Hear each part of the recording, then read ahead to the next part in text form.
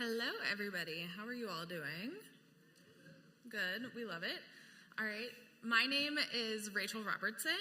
I'm a reporter at MedPage Today. I'm on their enterprise and investigative team.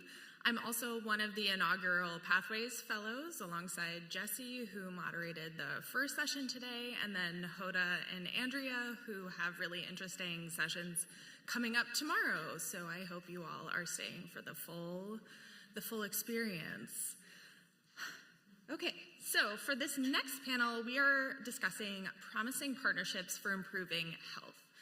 We have 4 amazing panelists here today, and they're going to highlight 2 unique partnerships between community groups and the healthcare realm.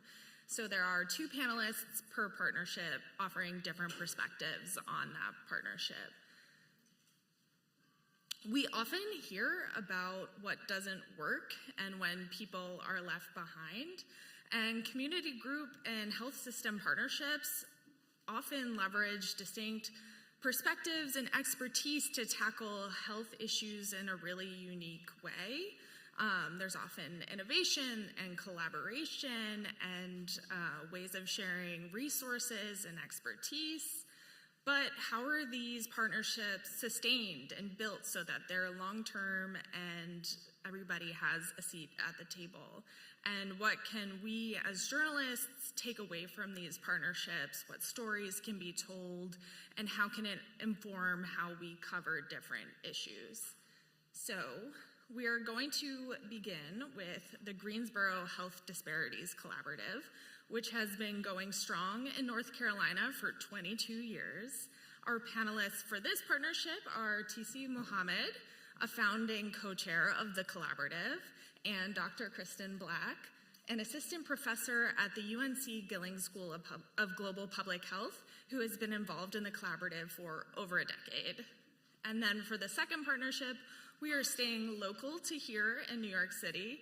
It's a collaboration between a local community group called Vocal New York and Mount Sinai's Respectful and Equitable Access to Comprehensive Healthcare REACH program. This unique partnership will be presented by Vocal New York's co-executive director, Alyssa Aguilera, and Charlotte Miller, the REACH program manager. So let's first give our attention to TC and Kristin.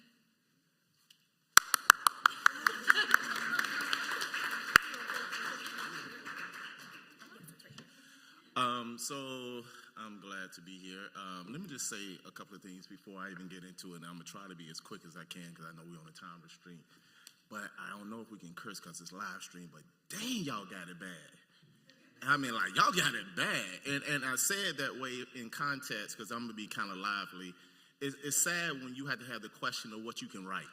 You know, it's sad when you have the question of what you can speak. You know, I'm from the hip-hop genre or era where we just, you know, in hip-hop, you just say what you want. It was freedom of expression. So when your freedom of expression is curtailed and you got to wonder if you can write this, you got to wonder if you can speak this, that's terrible. And somebody may have to be the sacrificial lamb, whether you mean that you're going to write regardless of what's going on in the climate, and that you're going to write, you're going to really tell the story regardless of the fund. I'm just going to write and then watch how things may shift to fund those people that are very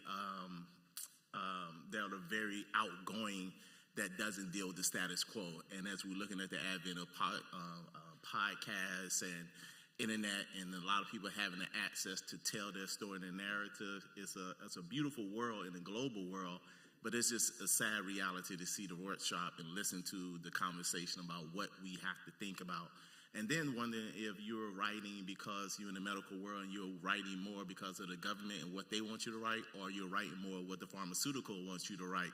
So you're telling these good narratives how this drug does this, but you can't talk about doing some naturopathic stuff that doesn't allow you to have to use the drugs because that doesn't stick to the status quo. So it's a real interesting world that we're living in, that we have to even have this conversation about what we can write about. And that's sad. And I say that's sad because I'm the community activist part of this collaborative, the Greensboro Health Disparities Collaborative, a collaborative that I never knew I was going to be here 20 years later. As an activist and a community activist, I was going to meetings, we always got a meeting after the meeting and another meeting, and somebody sent me to a meeting and I never knew that 20 years later I'd still be here. So we're going to talk about this Greensboro Health Disparities Collaborative, and once I learn how to use clicker, yes. So give you context, Greensboro, North Carolina is a historical place where you may have heard of the 1960 February 1 World War sit-ins, where they say the sit-in movement had started. It's also the city in 1963 where the Cone health system, the Simpkins Cone versus Cone, where it causes the hospitals across the nation to be integrated. So there's a lot of social justice here, but it's also the home of 1969 where military invaded North Carolina A&T State University, the largest deployment of military on a campus before King College. It's also the home of November 3rd, 1979, the Klan massacre in this city. So this is the place where a lot of social justice rests in this particular city called Greensboro, North Carolina, and there's a lot of other activism that has gone. Jesse Jackson has come from this area. SNCC was part of a coalition or a group of people that came out of this area of North Carolina. So there's a history of social justice in here. Also, there was a time, and like I said, I'm trying to go through this fast so we can get everybody on this panel and have some questions. At this time, there was an organization called the People's Institute for Undoing Racism that was coming and doing anti-racism training brought to the city by the Partnership Project. And the Undoing Racism wasn't, I don't like you, you don't like me, but it really dealt with systemic, what are systems that have been put in place that are institutional, that causes people to be underserved and those to be in privilege, and looking at systems and not looking at a lot of our programs and things that we have been doing in our communities have been fits in individuals versus fits in the whole system. And that's one of the things. There's a part of the training where we talk about if a fish comes up, belly up on the lake, you look at the fish on the shore, you're like, oh, what's wrong with this fish? But if all of the fish come belly up on the shore, you're like, what's wrong with the lake? But all of our programs, right, are always catered to the one fish. Oh, we're going to help this fish, but we want to change what's problem in the lake that has caused all these fish to die. So we're looking at systemic things, and this was part of that training that came to Greensboro early on. This person, Nettie Cole, that's the mother of the Greensboro Health Disparities Collaborative. She was an organizer. And she did work, and we started work around breast cancer. Unfortunately, she passed from lung cancer, but she was a community activist. Her whole life was dedicated to this work and pulling people together. And she was Mama Nettie. She was the person that made you be voluntold to do work, voluntold from the politician, voluntold for the healthcare system, voluntold to the activists to be a part of this work. And we love and remember Nettie Cole. From that caused the formation of the collaborative.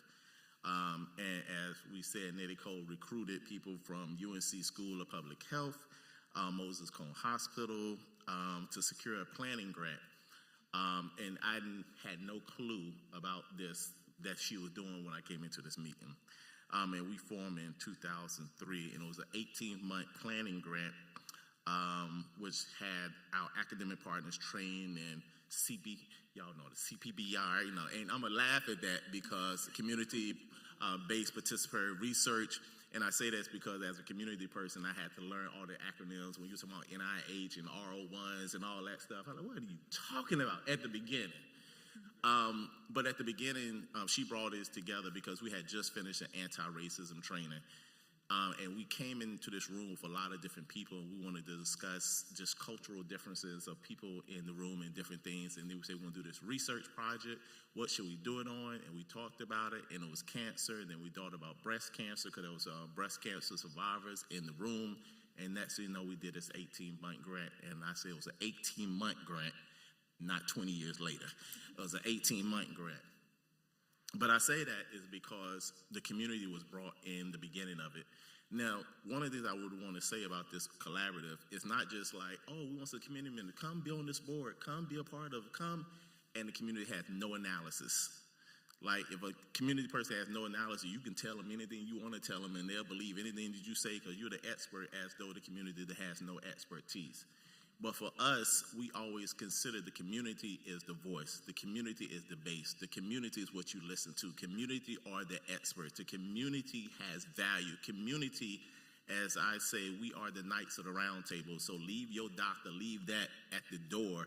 We sit at the table collectively pulling together the work that we're going to do. And at the community, we was brought in at the beginning. So we went through the CPPR training. We went through grant writing process. We all did this together as we came up through this process to do some work that Kristin will talk about in a second, our C-Cares and a Cure project. But I'm saying this because the analysis was anti-racism, because if you don't have that, then you'll go back using the same systems and methodologies that got us in this issue, but you have to look at these systems as we look at it. So as journalists, what are the lenses that you're looking at all of this from? If you're looking at it from the same way of writing, then you will never give the real story that people really want to hear. You'll never give the story that really needs to be told if we are writing it from a lens that has us curtailed based off what government says we should write or what foundations say we should write. That's not the way. So we establish structures, processes that respond to empower and facilitate communities in finding and resolving issues related to disparities in health. And all of this started based off Nettie Cole reading the Institute of Medicine report that said there was health disparities. But one of the things we realized that in each practice, people say, there ain't no disparities in my practice. Yeah, there are disparities, but there's no disparities in my practice. So we was really looking at this process. I'm gonna skip over this slide. So since I heard most of y'all kind of understand what community-based participatory research is, if you know, you can look at it. Okay, you looked at it, and we can move on, or you can go research it, because like I said, we got limited amount of time, and I just don't want to take up everybody's time, but we had to go through this process. And then again, we went, oh, you already got it. We went through the anti-racism framework, which is race prejudice plus social institutional power. We looked at things, and determined from the research that we'll be going over, the health outcomes, particularly at the first project, Black women and white women as relate to breast cancer. And then, of course, later we did a process of instituting things that can help change the outcome, where the outcome was better for all patients, not just Black, not just white, but for all patients, which would seem to be the outcome that we will all want, that all patients that come in would be good. And it was, I heard University of Pittsburgh later in our later project, we actually did some work with University of Pittsburgh around some of the projects that we have done. So that was my first spiel, and we can get into some questions in a second. I'm gonna turn it over to Kristin, but I think the main thing for me to close out is that the community is a very powerful voice.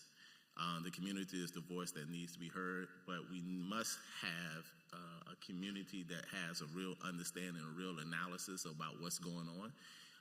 And we don't need community to be used as a token process where you say, yes, community was on my board, community was in the foundation, community blah, blah, blah, blah, blah.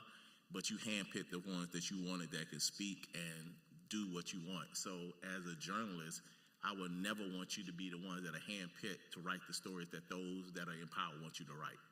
As a journalist, I would want you to be the journalists that are doing what you came into the field to do, is to write your heart, to write what you see, to write the story the way you know it should be told.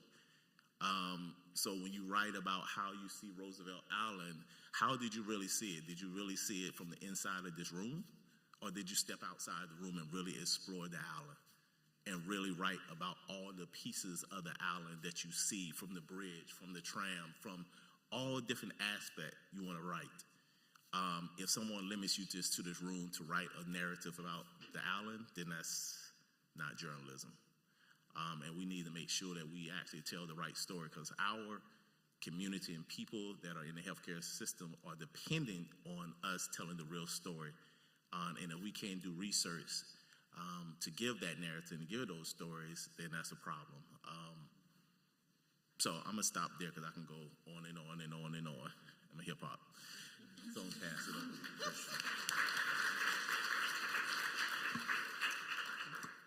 I'll take those from me. Thank you. So I have the opportunity of talking about all the work we did. So over these 20 years, we didn't just have meetings. We meet monthly since the 18-month planning period, but we've been doing a lot of work throughout that time. So I'm going to talk about 2 studies that were funded that we did that really allowed us to think more about how systemic inequities play out in healthcare systems, particularly around cancer. Oh, there you go. So the first project I'm going to talk about is C-Cares. And C-Cares, we were trying to have this initial idea of like, hey, we want to focus on cancer. We're seeing that some of our members were getting breast cancer and we knew about the inequities. But in order for us to really think about how can we intervene, we had to prove that the disparities actually exist. And so this was formative work to really get more information about the Cone Health System, which is the same hospital that the Simpsons Cone case was about, that was becoming a partner of our organization. And we did interviews with Black and white breast cancer patients. We did this using a technique, it's called the critical incident technique, where we're really looking at these key critical points in people's stories that really give us information about what they're experiencing and how that was like encouraging or discouraging care, or like critical points in them wanting to continue care in the first place. And what we learned through this analysis of looking at their stories, that there wasn't any real-time data. Oftentimes, when you're in cancer systems, you might get the data from the patients like 90 days. I mean, sorry, like 3, 9 months later, 3, 6, 9 months later. You don't get it in real time. And that really didn't allow them to see like what's going on right now in this moment, who's not getting the care that they need or receiving, and how can we intervene on that. And also that they couldn't get any data that was race specific. So you really couldn't see in the system if there was any kind of racial disparities happening in the first place. So therefore, it was like, how can we, in order to intervene, knowing that racial inequities exist in the system, to be able to do anything about it if we don't know or have that data? So what they did first is like share this information, like we're always going to take it back to the community. So they shared the findings first with the women that they interviewed.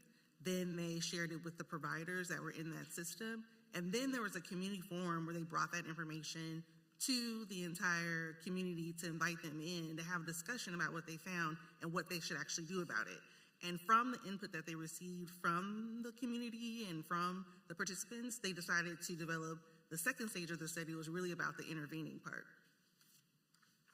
So the next one is accountability for cancer care through undoing racism and equity, which is our larger study. It was we talk about R01s, R01 funded, a randomized controlled trial, like all the fancy terms, but it was more than that. So with, there you go. So with our analysis, we're always looking for this anti-racism framework. And part of anti-racism, there's 2 components. It's transparency and accountability. Transparency is really making information visible. So for us, it was like really showing that these disparities exist and making that visible for anyone to access. And then accountability is really about, okay, now that you know, now you need to do. And so how can you really do things and take steps in order to hold people accountable to what's going wrong, to do it, to make it better? So in our study, we analyzed this through a couple of ways. Well, not a couple, 4. We have 4 interventions. And the first one, we did focus groups, which we did similar to the C-Care study, is really interview breast and lung cancer patients this time to learn about their pressure point encounters, those key critical moments in their care where they were encouraged or discouraged, where they felt like they really had the support to go on or they didn't want to continue. And then we were really looking at how that impacted quality of care and completion of care. Then we also, for transparency, so really trying to get the data to show like these inequities that are existing through people's stories. And then we also wanted to make sure that our systems that we were working with, which were UPMC, so University of Pittsburgh Medical System, as well as the Cone Health System, trying to see this difference between like our regional hospital like Cone Health and this like more teaching hospital in an urban city. So we're trying to have that comparison. But in each of those entities, they were partners. We had these healthcare equity and education trainings where we shared some of the data from the focus groups. We also, and try to say like what TC was talking about, like people say, oh, there's no disparities here, like we're doing it right. And we show them, well, there are some critical things going on here that could be way better. We also did some sessions that were like racial equity trainings, but from a healthcare lens. So we're taking what we learned from all the trainings we have, because every one of our members has to take the Racial Equity Institute training, which is based in North Carolina, Greensboro, North Carolina at that. They have to take that. And so we were giving this kind of back to those providers for them to learn more from that perspective. And we, at the end, really work with them to think about solutions for their system. The second piece of this, our accountability components, we had these clinical performance reports where we had a physician champion, like someone identified in each of the systems that kind of help us champion this work. And we would have this race-specific data that we were able to obtain in real time and share back with them to say like, oh, these are critical things that are happening. These certain people and groups are missing care, missing milestones in care. So like trying to really get that information to them in real time so they can do something about it. And along to support that, we had a care navigator, which was a nurse trained, who was a nurse who was in each system. And she provided this bridge between the system and then like our work as the kind of research team. And we created a real-time registry where the data, like as soon as it's put in the system, they would get reports and say like, this person missed their appointment. This person, they should have gotten treatment at this point in their treatment and they haven't gotten to that point. So it really gave her more autonomy to say like, okay, I'm gonna reach out to that person, I'm gonna reach out to the provider, and then try to make something change so that they don't get lost in the cracks before it's too late. So we did, still thinking from this framework of anti-racism, we did this analysis of power and authority, which really looks at, okay, within this, all the things that people engage with, there's so many different systems that people engage with. But in each system, there's really structures, policies, culture in place that really establishes some of the structural inequities that we see. And so we did that, took that lens and applied it to the cancer healthcare system. And during the focus groups, we actually tried to learn more about what are the critical pieces within the system that are impacting people's care. And so from those focus groups, we learned that fear was a key issue that disempowered or discouraged care. This kind of information about lack of information was very disempowering. And then trust in the medical system was really crucial into moving care. Also communication really empowered the patients, and especially if they were good listeners. There's lots of mention of people just listening. And then, but the key thing too was that these systems tend to be very impersonal, very complex, and people had trouble with navigating them. But it was those interactions with people, those small interactions that when they were down or not feeling so into what they were doing, or so down or into their care that they felt like they got the push they needed to move forward.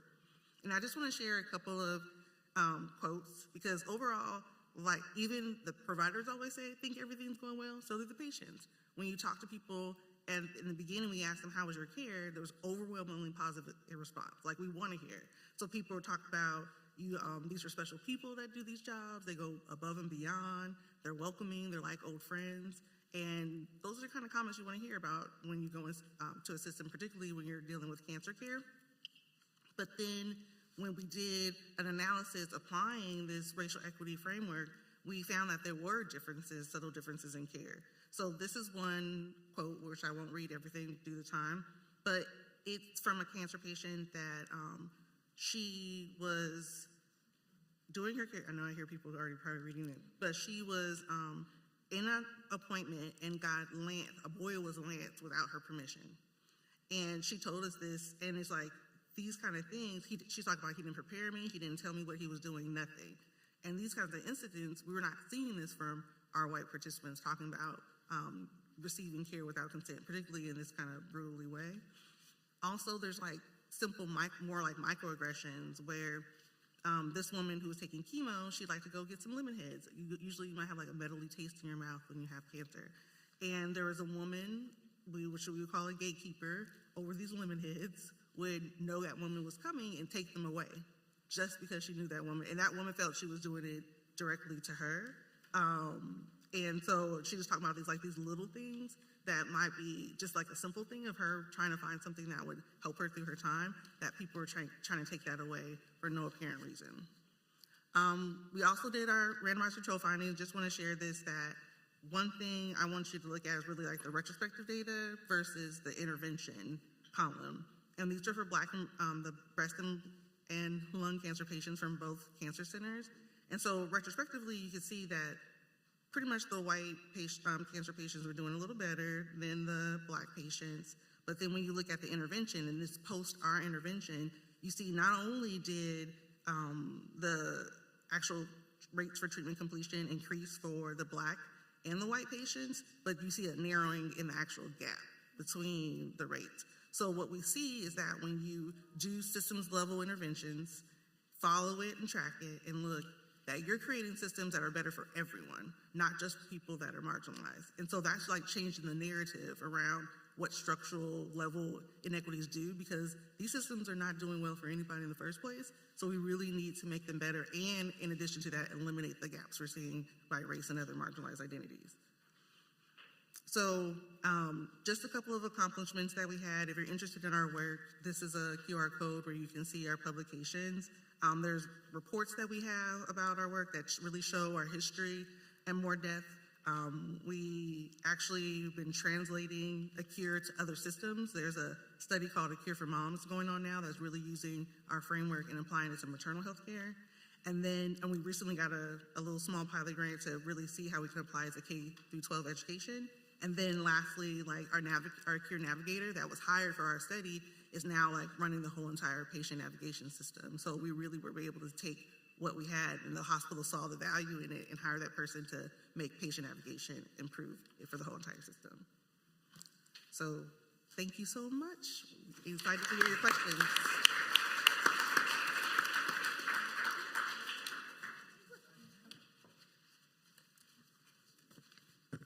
Hi, good morning, everybody. So we can just start and we'll just introduce ourselves. My name is Alyssa Aguilera. I'm the co-executive director of an organization called Vocal New York. Yeah, sure. Good morning, everyone. My name is Charlotte Miller. I'm the REACH program manager. Rachel, you did an excellent job with our acronym earlier. We're the Respectful and Equitable Access to Comprehensive Healthcare program. And we provide primary care rooted in the principles of harm reduction to people who use drugs and alcohol and people who have hepatitis C. Sure, so we're just gonna give a little bit of background on our orgs and then we'll get into our partnership. So Vocal New York was founded in 1999. We are a grassroots community organizing group. We're founded by people living with AIDS in New York City in the 90s that were literally organizing to save their own lives. So two of our three co-founders were two folks, Joe Bostic and Joe Capistani, who were AIDS survivors, who were people who used drugs, who were formerly incarcerated, and both have since passed, but their legacy and their work continues on in us as we in our organization every day. And so we organize people who are low-income people who are impacted by HIV/AIDS, the drug use, mass incarceration, and homelessness. So we've been doing the organizing work for a long time. And in 2009, we started providing our own harm reduction services. So even though a lot of our work is systems level advocacy organizing, we also knew that there was a need that needed to be met, and we needed to provide harm reduction services to save the lives of our community. And so that started as a little storefront in Brooklyn where we did syringe exchange and had a drop-in center and harm reduction bathrooms. And we continue to grow and grow. And in 2022-ish, COVID was a little bit of a blur, we moved into a new headquarters in Brooklyn and Gowanus, and it had a lot more space. And we're able to expand our drop-in center. We have showers and bathrooms and support groups and a clinic that is technically Mount Sinai when you walk in. And so we'll talk a little bit more about our partnership, but that's Vocal. And I also want to say that we're based in New York, been in New York for a long time, but we've been expanding. So we launched Vocal Kentucky in 2022, that's based in Louisville, and we launched Vocal Texas, that's based in Austin in 2023. and also are doing Vocal US to try to have a voice on our issues from a national space. I dipped into our program description a little bit earlier when introducing myself, but just to pick up there, in addition to offering these clinical services, REACH is also an opioid overdose prevention program and a second-tier syringe program, so that enables us to provide a variety of harm reduction supplies to folks who are receiving care at REACH. We also, so REACH started out as a program that provides care and treatment for folks with hepatitis C many, many moons ago when the treatment was very intense and complex. The treatment has since changed to be a much more manageable pill-based course of treatment. But previously, what we saw was that people with hepatitis C, primarily people who use drugs, were completing their courses of treatment and then left without a place for longitudinal and compassionate care. So out of that need, we kind of expanded our program services to offer this harm reduction-based primary care. So hepatitis C really is at the root of our program, who we are and what we do, but we also, again, provide a wider variety of primary care offerings. A key feature of our program outside of our collaboration with Vocal is partnership with opioid treatment programs, also known as methadone programs, and also inpatient substance use treatment programs, where we go on site to these places to offer Hep C education and then facilitate telehealth visits with our providers. So our primary or original clinic location is located in East Harlem, where the main Mount Sinai Hospital campus is. And like Alyssa mentioned, we also operate a second clinic in collaboration with Vocal at their site in Gowanus. So we just wanted to start with our challenge. So hepatitis C is curable, right? So nobody should die of hepatitis C or liver disease and complications, but they are. And so it's particularly difficult for people who use drugs, people who are unhoused, or people who have been involved in the criminal justice system to get treated and cured. And we know that, so our folks are street homeless. They are people in chaotic drug use. They are the people that everybody's talking about, right? In New York City that, oh my gosh, I'm sure if you're not from here, you're like, oh, is it safe to take the subway? Like, that's our crew, right?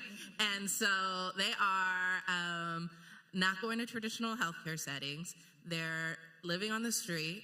You know, they camp out in front of our office. It can be a little bit challenging crew, right? But those are our people, and those are the people that we serve.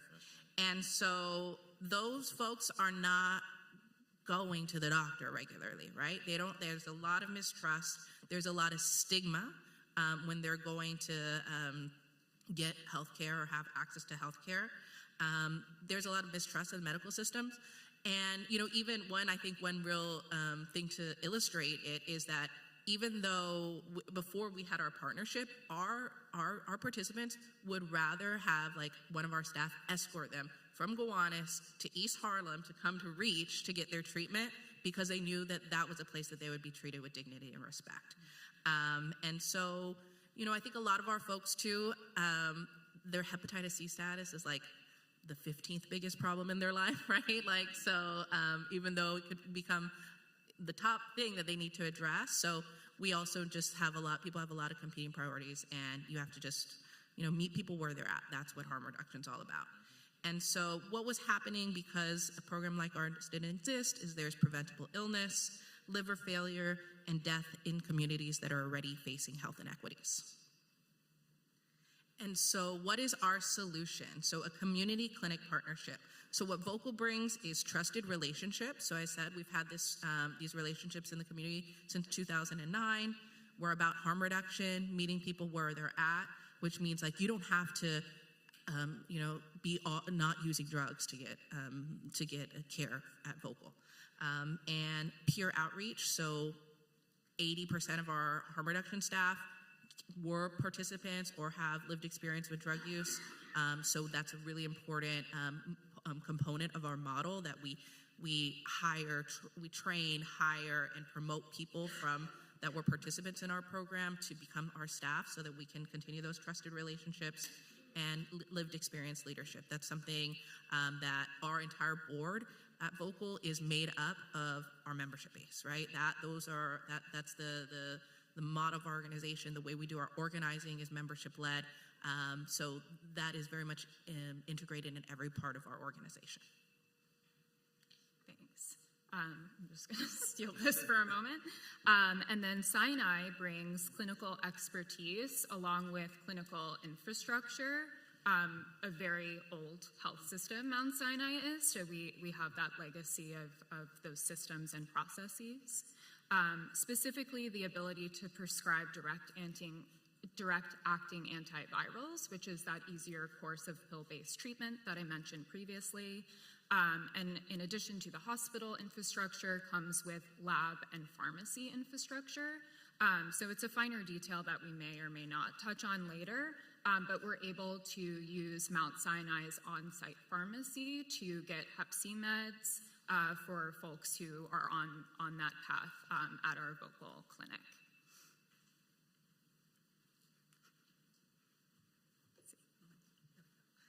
Okay, and so how our model works. So we have on-site Hep C rapid testing at Vocal's drop-in center and street outreach. So we have a storefront that people can walk into and get tested, and then we also have a van that goes around 10 different neighborhoods in Brooklyn. So we go to under the BQE, we go to Coney Island, we go to wherever our people are at, and sometimes a reach staff will join us and we'll test people, and thankfully like the advancement in technology and all of this has made this possible, and so that we can do all this stuff on mobile. And then, it is challenging, meet somebody in Coney Island, how do you get them to the clinic to come and get their treatment? So that's why there's like a lot of telehealth, a lot of patient navigations, and having those trusted relationships to get people in. And then, we do medication delivery and refill support coordinated by Vocal staff. For our homeless folks, like, where are they going to keep their medication, right? Like, so they can keep it at Vocal, they can come in and take it as needed.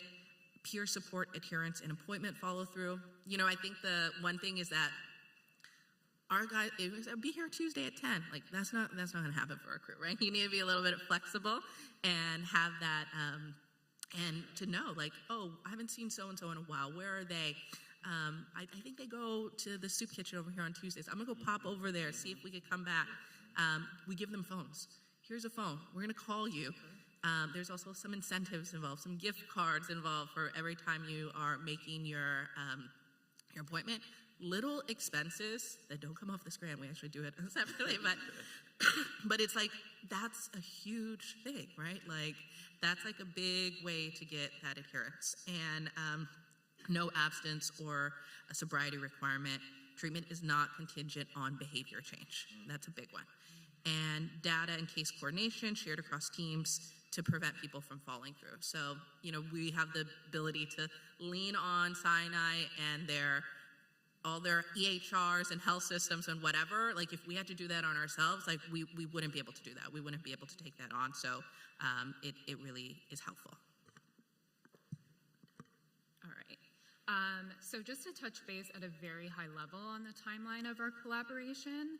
So before this timeline even begins, and like at the foundation of everything, is really Vocal's advocacy around making Hep C elimination a priority in New York State, their advocacy around the value of harm reduction, the importance of loving and caring for people who use drugs and people who are homeless. So just to underscore that without those efforts, really none of this would be possible.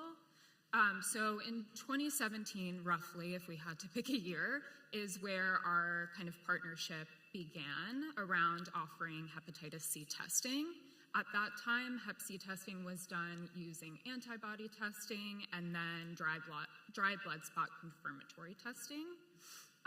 In 2019, the New York State Department of Health released an RFA looking for applicants who could offer an innovative model to cure hepatitis C. And so they specifically sought Article 28 clinics that could partner with these community-based organizations. So REACH, in collaboration with Vocal, applied for that grant, which we were awarded for 5 years, and we extended a subcontract to Vocal, just a little bit on the nitty-gritty of the behind-the-scenes logistics there. 2019 to 2023, we're just going to group all of those years together. A lot happened. It was a blur, as you said. The pandemic, many, many moves and relocations on Vocal's part due to gentrification and them being pushed out of the places that they had called home for many years. During that period, the team still pushed through, did what they could, and moving forward to October 2023, we officially opened our small but beautiful one-room clinic within Vocal's permanent location. In 2024, the New York State Department of Health extended our grant for 2 years. And then moving forward to today, we are applying to another 5-year RFA to hopefully sustain this work that we're doing. I will literally be submitting that grant application this afternoon, so today is true. We have a very dedicated, integrated team with staff who are employed by both Vocal and REACH. This is something that really makes the model possible and has been fine-tuned over the years. So we're very intentional about what staff are hired by REACH, what staff are hired by Vocal, and that's really what makes the model work. So just want to shout out the people in this picture who are the people who are actually doing the work. So just want to run through them. We have Amanda, a healthcare programs associate hired by Vocal. Daniel is a community health worker hired by REACH. Dr. Love, a Mount Sinai emergency medicine provider who actually volunteers her time at the clinic. Samuel Michael, who's an NP hired by REACH. And Caroline, who's also a healthcare programs associate hired by Vocal. Other staff not included, of course, Vocal's managing director of harm reduction, the clinic's medical director, a program director, and myself and Alyssa. And I also just want to note that there are many staff at both of our locations who aren't formally paid for by this grant, don't formally work on this partnership, but have invaluable contributions. Just a quick touch quickly on the services that are provided. So clinically, we provide Hep C testing, care, and treatment, of course. That's the focus of the grant, but we're able to expand our services beyond that and really respond to what people need.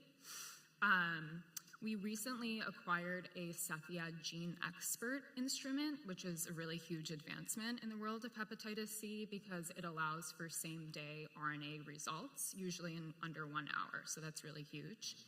At the clinic, we also provide wound care, medications for alcohol and opioid use disorder. We're starting to introduce injectable formulations for people who might be interested in that. And we also provide support with other primary care concerns. People who are receiving care at the clinic also have full access to the services that Vocal provides, which are many. They have a drop-in center, offer meals, groups, and much more. At the same time, folks have access to the services at REACH, including groups, psychiatric services, and counseling as well. We use program data to inform our continuous quality improvement. The data is also shared with our funders, and we collaborate with them on evaluation. And just to underscore once more, we recently implemented the use of that Cepheid technology, which will hopefully allow for rapid treatment start same day. And now just a little bit about our impact. So we're like a pretty small CERN services program, right? So I think our entire drop-in staff is 14 folks, and we do maybe a little bit more than 1,000 participants enrolled in a year, right? But so far we've tested over 1,000 people at Vocal sites and on outreach. One of the interesting things is we're one of the highest people 35% of people that we test end up being Hep C positive, either they active or at some point, which is, people are like, wow, that is like incredibly high. So basically what it's telling us is that like we are hitting the right target population. Like our crew is the crew of people that we should be testing. And then we have 122 people enrolled in Hep C care. 75% started treatment, which is really great for our population, right? To get people through the door and start, and you know, they were talking about one of the things that we're so excited about this machine that will tell you your status in an hour is what we have to do now is like we have to test people and then we have to do a follow-up later, right? So we have to get them back to do the confirmatory and then wait for the results, which can be a big barrier. 83% completed, and then 53% cured and rising. So we're really proud of that. We want to keep getting those numbers up. And yeah, and so we're continuing to expand healthcare services to people who use drugs. I think one of the things that was really important in our partnership is that even though the grant is just for Hep C, that's like, who goes to, you know, this is some of the only interaction our folks have with a medical professional, and they have other issues. And, you know, we've had some staffing issue where people are like, well, I'm only here to treat this person for Hep C, and we had to reconfigure our staffing and say, hey, like, that's not how we're going to operate. We need you to be flexible. If they have a wound, if they want to talk to you about buprenorphine or whatever, you have to be open to that. Meet people where they're at. That's how you build trust, because our folks will say like, okay, like if you lose that trust, the whole program like dissolves. And so we've been able to kind of recreate that culture, and having Dr. Love, who literally like comes and, I mean, her name is Dr. Love, which is like, comes and volunteers her time. And she's like, I love being in a certain services setting, and a lot of people like don't like, you know, there are a lot of medical professionals like, I'd rather not, right? Like, I'll stay on the Upper East Side and talk and do that. And so it's we have to find those health providers that truly want to be in our setting, and that's what makes it work. And you know, we're reducing ER visits. Our crews, they're the frequent flyers. Everybody that's talking about who's in there all the time, that's our crew, right? How are we having these little conversations in our clinic so that we can prevent those ER visits and hospitalizations? And this is the first time many participants have engaged in any healthcare in many, many years. And, you know, things can be embarrassing, right? You see people with like, have been on the street, have been living in really tough conditions, and just having a friendly, familiar place to get healthcare has just been so transformative for our organization.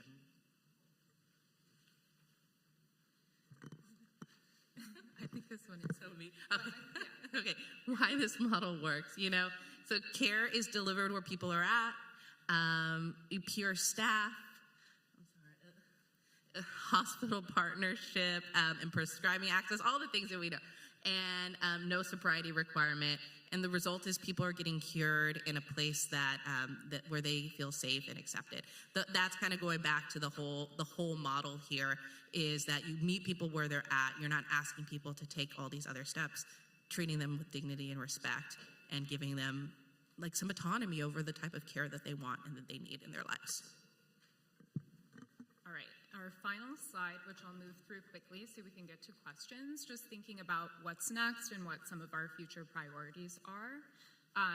Number one, we plan to continue to respond to the needs of vocal members and participants and learn from them about what they want and need. Already in conversation about expanding services on site, including psychiatric and mental health supports.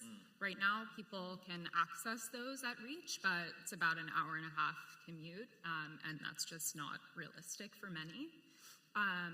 Continuing to implement the Cepheid Gene Expert point of care RNA testing widespread through our partnership.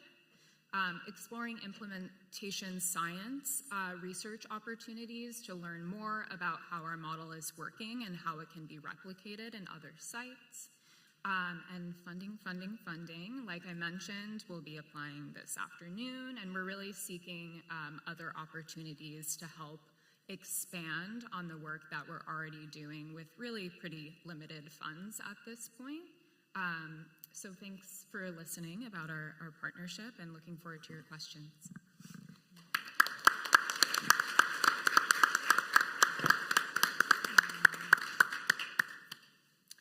Awesome. Can you guys hear me? I'm innovating here. Okay. Great.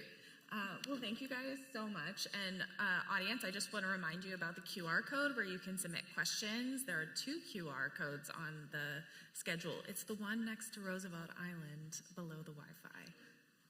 So please, if you have questions about the programs, if you have questions about the research that has come out of it or that has inspired it, please put it in there. We want to hear what you are thinking.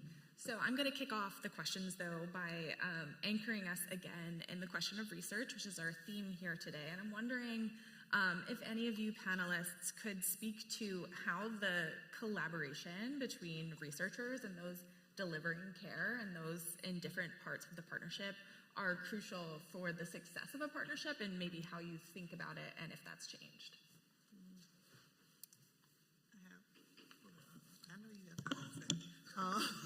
So I think what's key is that, and what we really value in our group, the Greensboro Health Disparities Collaborative, is that everybody has expertise in a certain area and they're bringing a certain piece to the puzzle for us to work collaboratively towards a goal.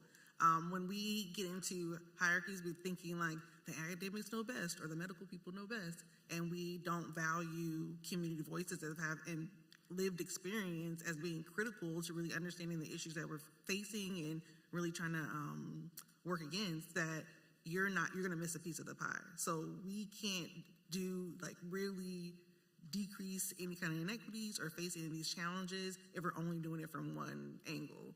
So we do a lot of thinking about how can we, really look at the challenges from individual level. Like we're talking about the fish in the lake, what's going on with the lake, what's going on with the fish, what's going on with the fishers too. So like you're thinking individual, community level, and it's more like grander policy and structural level. So I think that's really key to making things work, to making real change happen. Yeah, and I just wanted to add, part of the research, coming as a community activist, one of the things I had to learn with my collaborative members was like, teacher, this doesn't do that. You got to do this. You got to do this. And it got on my nerves. And what I mean, it got on my nerves, I'm like, we got to go all these years to prove what I already know?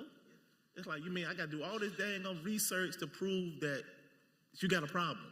Like, we already know there's a problem. And then, but I understood that we had to do the research, then to do the research to give us more money to do the solving of the problem. But we already knew there was a problem, but we had to have the data to prove that we had this. And even to the point when we did the research and we did the process with a medical institution, with UNC, university and professors, even with all of that and a documented report, some journalists in some national journals didn't want to report it. There's been different conferences, they allowed us to come speak and speak and speak, but even with the research, that doesn't mean that it's going to be utilized. It doesn't mean it's going to be seen. It doesn't mean that, that's going to be validated, right? So one of the things when our co-panelists were talking, a couple of things that were researched that were so key that they said that you may not be able to be, quote unquote, researchable. The trust factor. You can't really put some dynamics on that, but you have to have trust factors to be in a community to be able to do what you need to do. But that's a community knowledge that you got to understand when you on the field, when you in the community, and when you're really doing something. The research is, if you don't want to be in the hood, stay out the hood. And she said it in a different way, but what I'm saying is, if you need to understand that you're coming into a condition that's not like the regular medical world. So when you come in to give attention and care, you have to have a whole psychological process and thinking to be able to come into that community. That's research. But that's research from actually applying and doing it that some people can't measure, some people don't understand it, but it actually works. And even when you come into the medical care, I know we doing hepatitis C, but we need to deal with this first. We need to deal with this address, and we need to address this. So there's different kinds of research. But I think for me, is really leaning for me for the community to have their voice heard. But it's a sad reality that, and I heard part of this conversation earlier, 2 points that I shut up, is that you have to apply for research funding to even do the research, and that's a whole process, a political process, to even get the money to do the research. You need to do the process that you want to do. And the other part was, as a nonprofit or as a community organization, I remember when we had an NIH grant, and we had a physical sponsor. I ain't gonna throw out no names, but we had to get reimbursed for the money that was ours. So like, it was like, well, we'll send you your money, but we'll reimburse you your money. So, we had some words because that didn't work for me. I was like, how am I gonna get reimbursed? I ain't got no money. That's why I applied for the grant, to get the money. And you're gonna hold the money and reimburse me for the money that's already mine. So it's crazy. It's absolutely crazy, but we actually changed that process where the money came to us so we can do what we need to do, send all the paper. We were going to do what we need to do, but this process of research and how the dynamics of it is crazy, and that's why we're also having conversation with foundations of how you select people that you want to give funds to, and this is my other world, but then also what is your process of giving funding to organizations so they can do the research? I think the thing for me that I'm thinking about is that there's so often there's so much research, right? And what study and this and that, but so much of it is about political will and politics, particularly in the space where we're operating around harm reduction and drug use.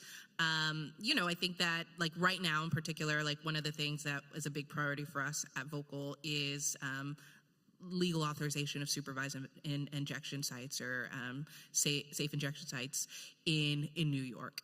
There's one On Point in New York City. I think people are pretty worried about what the DOJ and how that works right now, and what the Trump administration could or could not do. And there's a way for our, Kathy Hochul, the governor, to create a legal authorization and to create some frameworks for us to operate. We want to operate one. We can't get funding for them until they're operated, they're authorized. And there's been study after study after study after study, but how do we sort of get the political will to move that forward? And this similar happened with hepatitis C, right?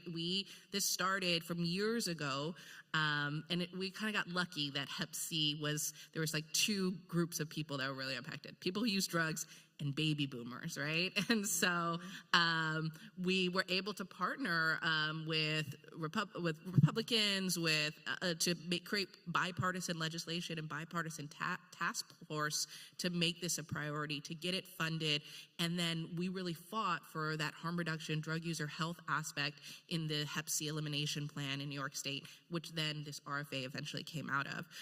So to me, I think it's important to have the research, but you don't want it to just sit there, right? You have to do something for it. And for us, that means that we need to be organizing, we need to be building political power, and pushing elected officials to do something with that research to actually implement it.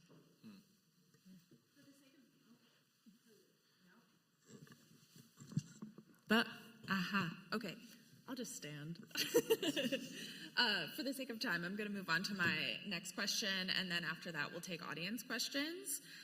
And so perhaps maybe one person from each partnership can answer this, and then we can keep splitting it up, But something that I was thinking about with both of your presentations is something researchers and journalists have in common, where you're looking for a gap and then figuring out what to do with it. So with research, it's, creating knowledge and action.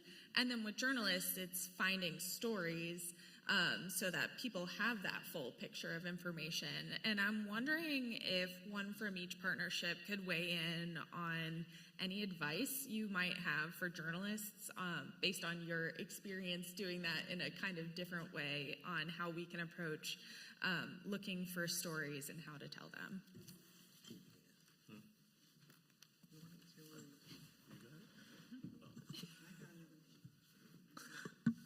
Different subsections.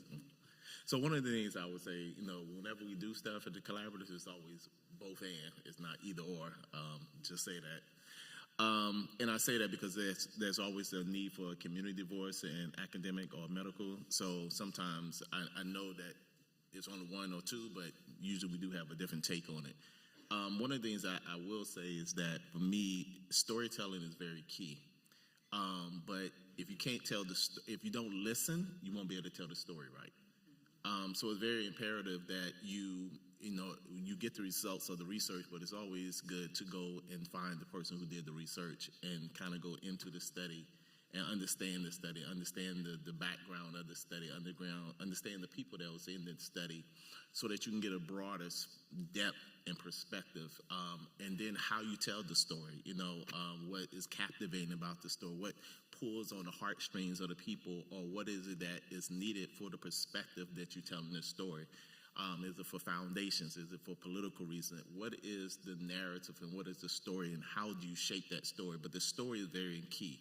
So in writing the story, is get as much base content as you can to tell the story, and for the seriousness of the story, I think is the thing. If you're just talking about, okay, we got some research we want to share, and it's a breaking news, but when it has the benefit of being told to save people's lives, that's very critical. And I say that my other job with this organization called the Hip Hop Caucus, our president is down in Brazil at COP 30, and we do a lot of stuff around environmental justice and climate change, but climate change is not sexy. It doesn't make me, climate change. It doesn't do nothing for me, right? But we in the Hip Hop Caucus use culture, hip hop, art, storytelling, film to make it interesting and make the story appealing and make the voices in those communities, or marginalized community, come to life. So when you're talking about the community, what does that look like? What does that feel like? And really giving the empathy and to the community that's been served. So that's how I see how journalists close the gap, so that person that may not have the opportunity to speak, you hear that person's voice. You hear the person who got that care. You hear the person who were mistreated or got proper treatment. You hear their voice even though they may not be in a room, because you wrote so good, because you got the depths of that research. I just want to share a little bit about what I think about reporting around drug use that I think could be helpful. So the Drug Policy Alliance has some really great resources. They have a big conference right now in Detroit. And so about just how to talk about people who use drugs, people first language, and sort of not falling into the trap of the sensational, especially with drug use. They also have a really cool stock photo bank. We used to run a campaign to decriminalize marijuana in New York, and this really serious issue of arrests, young people, Black and Latino young people getting arrested, and then we'd have this powerful story, and the stock image would be like somebody with a massive blunt, and you're like, what? It makes it look so ridiculous. And I think the way that sort of people's ideas of who uses drugs and what that looks like, and this sort of victim and this fallen character, when really it's a person, right? And you can talk to all of our people, and you go to our drop-in, they all have, probably the big thing they have in common is a lot of trauma, something that they're coping with, that kind of made it so that they are in our drop-in. And that, I think, is the story, right? I think sometimes there's so much focus on the drug use and are you using or are you not or whatever, but the story is much bigger than that. And looking at a people first place, and the reality is our people come and go. Sometimes they're doing, you're doing amazing, it's great, and sometimes they're not. And that's just the reality of drug use. And our goal is to keep people alive, right? Every overdose is preventable. We have this amazing medicine called naloxone, and we use it a lot at Vocal, and that's the goal, to keep people alive so they can keep trying to accomplish their goals and to get where they want to go in life. Amazing. And then AHCJ. Oh, there you are. Okay. Do we have questions? We have a lot of questions. Okay, great. So panelists, let's try and keep these answers a bit shorter so we can get to as many as possible. Okay, first of all, I want to acknowledge that a lot of people have asked the same question, including our virtual audience. Hello, virtual audience. But most succinctly, independent journalist Debbie Koenig asked, both of your partnerships work with populations toward which the federal government is actively hostile. How are NIH grants, et cetera, and cuts and executive orders affecting you, and how are you handling it? I'll take a start at that. Well, one, because I work within the university setting, that we are really trying to focus on other means of funding our work. And so I see you have Robert Wood Johnson Foundation on here. They funded a lot of our work and are still continuing to fund health disparities research in the way that it needs to happen. And there's a few, we think about like state and local foundations have been tapped into more and actually been stepping up and providing money for these kind of efforts. So there's not like all is lost. I know NIH is like the big go-to, and a lot of the government funding are the ones that people have been using a lot. But before this even happened, I was already diversifying my funding and really thinking about outside of this kind of like narrow space of NIH, which has its own issues about power and privilege and who they fund in the first place, which are not always brown and black people and or women. So there's always been an issue with them in the first place. So I think that we have to really think about like individual funders, foundations, and other sources to do our work, and that we are not always going to have these like $2 million, $3 million grants to do our work. Sometimes little pools of funding can really do a lot. It's just how we use it and use it to resource and work for us. Well, Vogel, we don't get any federal grants, so that's good for us, sort of. But we're happy we're in New York City, right? I think that we have a new administration that I think might be very good to harm reduction programming. We'll see how that works out for us in New York. But we are lucky that, and we see it also because I see in Louisville and in Austin, like signature exchange is illegal, right? And most of our funding is from the New York City Department of Health and Mental Hygiene, the New York State Department of Health AIDS Institute. We have a long history of people living with AIDS, people who are drug users, fighting for funding in New York City and New York State, and that continues today, which is great.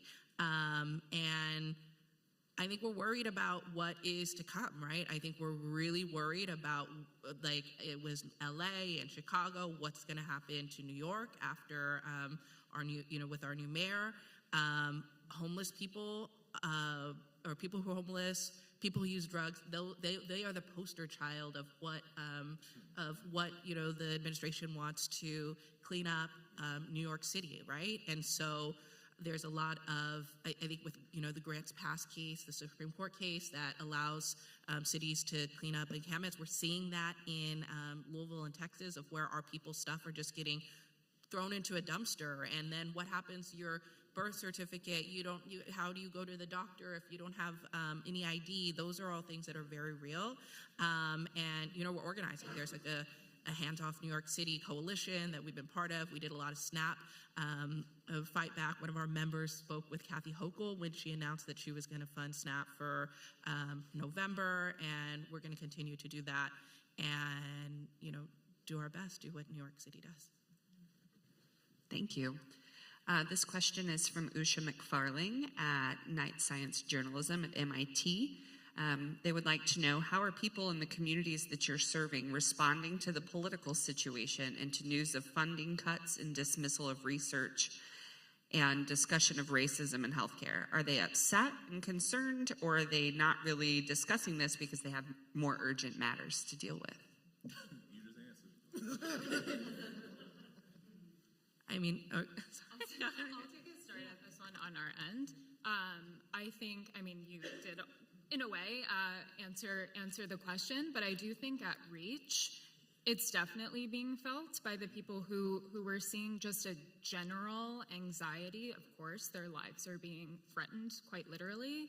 And so I was, thinking about how I would respond to the previous question, and this is how I would respond to that one. Of course, our institutions are feeling it, but the people who we're trying to provide care for are also feeling this anxiety, so much confusion about all of these changes and the flip-flopping and, impending cuts to Medicare.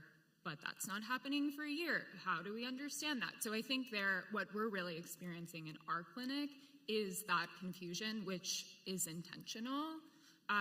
So yeah, I definitely think it's a little bit of both, like so much else happening in people's lives that they're focused on the day to day, hour to hour, but there is definitely this underlying anxiety and feeling the threat that is very much there. Thank you. Next question is from Betsy at the Sick Times. Betsy would like to know specifically from the Vocal NY Mount Sinai folks, hearing more about providing non-health resources to people like phones and free meals, as it seems like a really crucial part of the program. How does that help build trust with the people you're serving? How do you approach having those services covered by the NYS grant, or is that an area you've had to use different funding sources for? The only time our vocal participants protested me and management is when we said we were going to go to powder creamer instead of milk in the fridge, and they were very pissed off about that. So like coffee, right? Like coffee, like, you know, TV, they watch movies, like it's cold, it's hot, like having a place to go, like those meals, like nobody funds our meals. Like we don't get any funding. I mean, it's like we have to use our discretionary money, but, and we've been trying to like get a lot of partnerships with churches that come in and we'll cook a meal and do a community dinner, local restaurants. You know, we're hustling, right, to get people fed, or we'll just DoorDash some meals and like figure it out. Those are all like really key things. Little stuff like storage. We have like little storage lockers so that people can put their stuff, right? Like that's such a big one. Showers, bathrooms. Those are all the things that are hard to fund, but we make it work. None of it is on the New York State grant.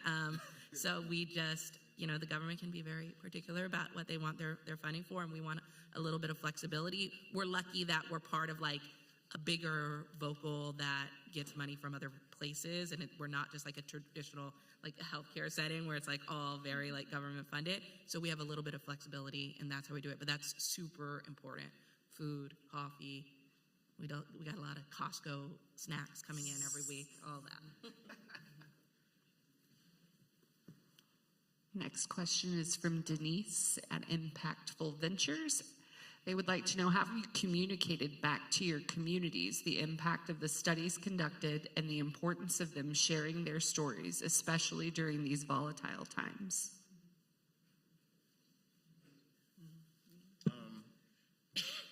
I think one of the things is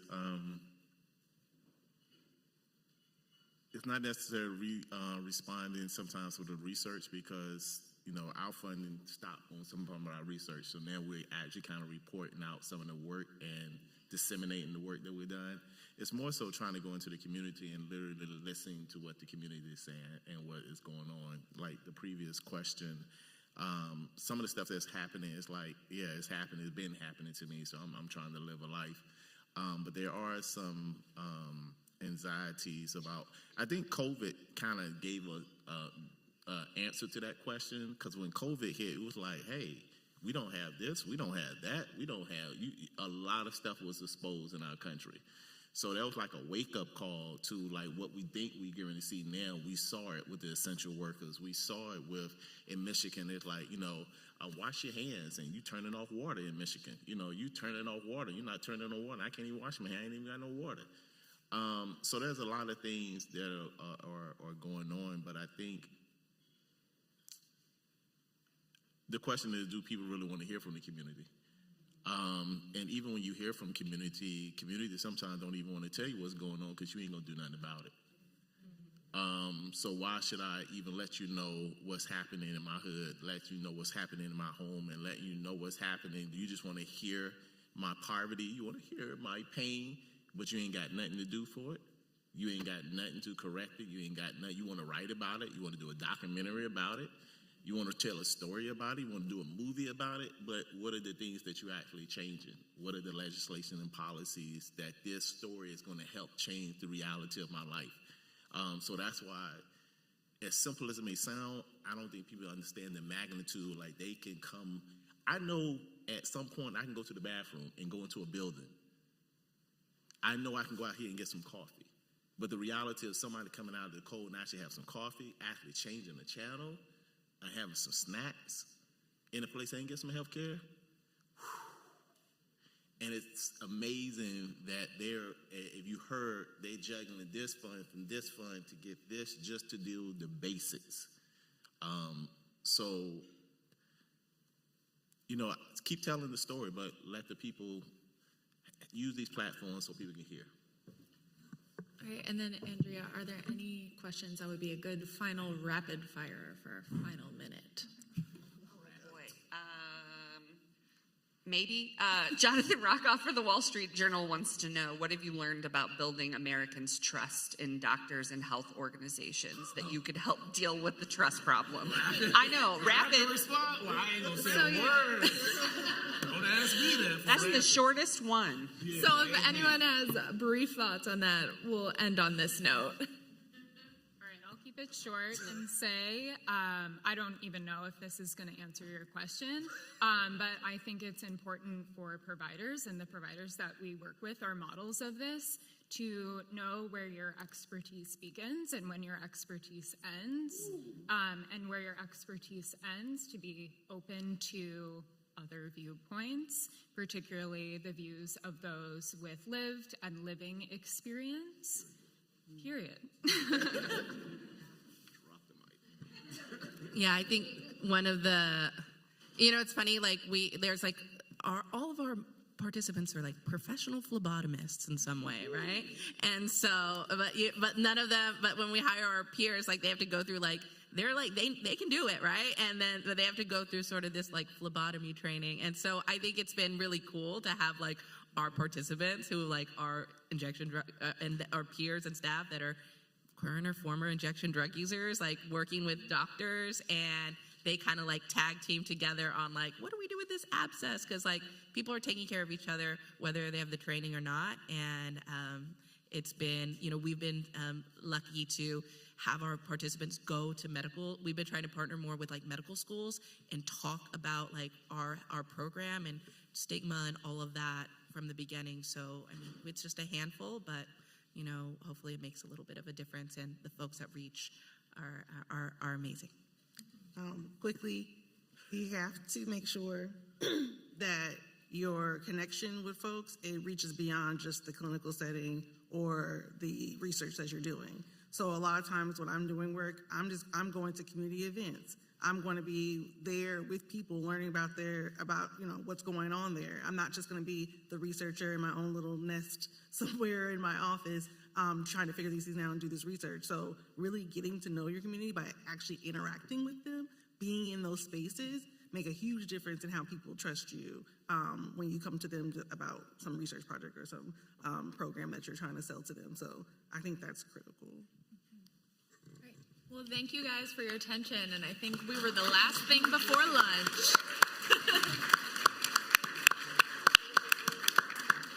Thank you so much. That was really interesting.